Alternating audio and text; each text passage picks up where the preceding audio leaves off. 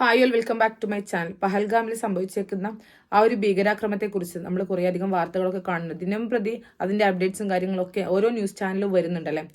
അപ്പൊ നമ്മൾ ഇതൊക്കെ കേൾക്കുമ്പോൾ ശരിക്കും പറഞ്ഞാൽ നമുക്കൊക്കെ പേടിയാവുന്നു. ഈ ഭീകരർ നടത്തിയുള്ള പെട്ടെന്നുള്ള ആക്രമണത്തിൽ ഇപ്പൊ ഒരുപാട് ന്യൂസും കാര്യങ്ങളൊക്കെ വന്നതിന് പിന്നാലെ തന്നെ നമ്മുടെ കാശ്മീരില് ബോർഡറിൽ വളരെയധികം സംഘർഷാവസ്ഥ തന്നെയാണുള്ളത്. ഒന്നുകിൽ ഒരു ഭീതി സഹജമായിട്ടുള്ള അല്ലെങ്കിൽ ഒരു യുദ്ധസമാനമായിട്ടുള്ള ഒരു ഭീകരാന്തരീക്ഷം തന്നെയാണ് അവിടെ ഉള്ളത്. ഇങ്ങനെയുള്ള കാര്യങ്ങളൊക്കെ നടന്നുകൊണ്ടിരിക്കുന്ന അവസരത്തിൽ കാശ്മീർ ബോർഡറിൽ വെച്ചുകൊണ്ട് തന്നെ ഒരു മലയാളിയായിട്ടുള്ള ഒരു പട്ടാളക്കാരൻ സൈനികൻ ഇപ്പോൾ ഒരു വീഡിയോ പുറത്തു വിട്ടിട്ടുണ്ട്. അതാണിപ്പോൾ സോഷ്യൽ മീഡിയയിൽ കറങ്ങിക്കൊണ്ടേയിരിക്കുന്നത്, വൈറലായിക്കൊണ്ടേയിരിക്കുന്നത്. നമുക്ക് എന്തായാലും ആ ഒരു വീഡിയോ ഒന്ന് കാണാം.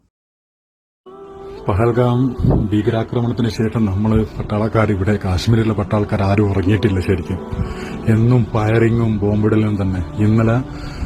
ഇന്നലെ പാകിസ്ഥാൻകാർ ബോംബിട്ടിട്ട് അതിന്റെ ഒരു കഷ്ണം കൊണ്ടിട്ട് എൻ്റെ ഒരു കൂട്ടുകാരൻ ബ്ലീഡിംഗ് ആയി മുഴുവൻ ദേഹത്തും അങ്ങനെ ഹോസ്പിറ്റലിൽ കൊണ്ടുപോയിട്ടുള്ളത്.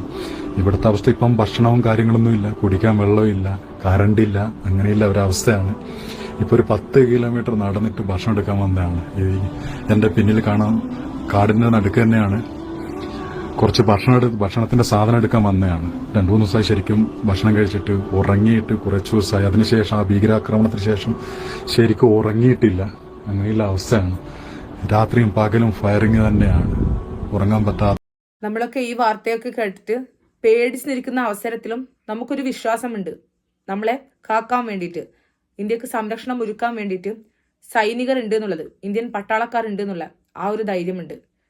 നമ്മൾ തിന്നും കുടിച്ചുമൊക്കെ ഉറങ്ങുന്ന ഈ ഒരു ടൈമിൽ നമ്മുടെ സൈനികർ ഭക്ഷണം പോലും ഇല്ലാതെ, വെള്ളം പോലും കുടിക്കാൻ കിട്ടാതെ, അവരുടെ ജീവൻ പോലും കിട്ടുമോ എന്നുള്ള പ്രതീക്ഷ പോലും ഇല്ലാതെ ഇന്ത്യക്ക് വേണ്ടിയിട്ട്, നമ്മുടെയൊക്കെ ജീവൻ സംരക്ഷിക്കുന്നതിന് വേണ്ടിയിട്ട് പോരാടുകയാണ് ചെയ്യുന്നത്.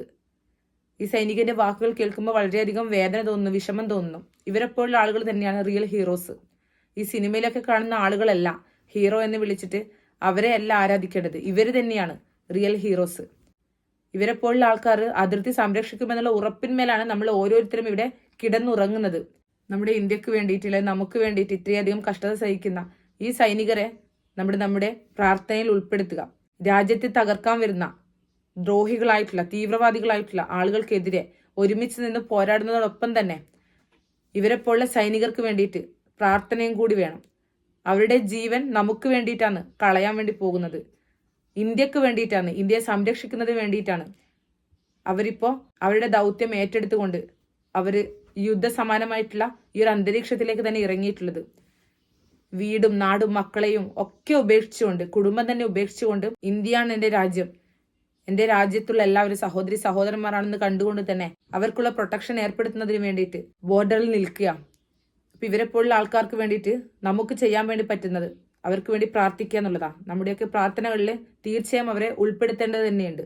ഈ സൈനികന്റെ വാക്കുകൾ കേൾക്കുമ്പോൾ ശരിക്കും പറഞ്ഞാൽ സങ്കടമായി പോകുന്നു. അവിടെയുള്ള അവസ്ഥ ചിന്തിച്ചു പോകുന്നു.